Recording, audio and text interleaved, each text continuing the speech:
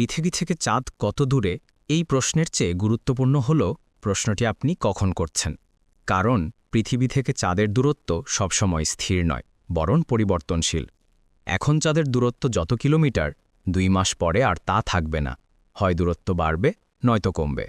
আমাদের প্রায় সবাই জানি পৃথিবী থেকে চাঁদের দূরত্বের প্রভাবে সমুদ্রে জোয়ার ভাটা হয়, আবার কখন সূর্যগ্রহণ হবে তাও নির্ভর করে পৃথিবী ও চাঁদের দূরত্বের ওপরে। কিন্তু এই দূরত্বটা আসলে কত? মার্কিন মহাকাশ গবেষণা সংস্থা নাসার তথ্য মতে পৃথিবী থেকে চাঁদের গড় দূরত্ব প্রায় 3,84,400 কিলোমিটার। কিন্তু চাঁদ পৃথিবীকে পুরোপুরি বৃত্তাকার পথে কেন্দ্র করে ঘোরে না।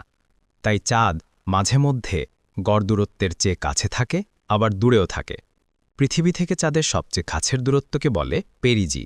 এ সময় আমাদের গ্রহ থেকে চাঁদের দূরত্ব থাকে প্রায় 3,63,300 কিলোমিটার। চাঁদ পৃথিবীর সবচেয়ে কাছে এসেছিল 1912 সালের 4 জানুয়ারি। তখন পৃথিবীর একমাত্র প্রাকৃতিক উপগ্রহের মধ্যে দূরত্ব ছিল প্রায় 3,48,259 কিলোমিটার।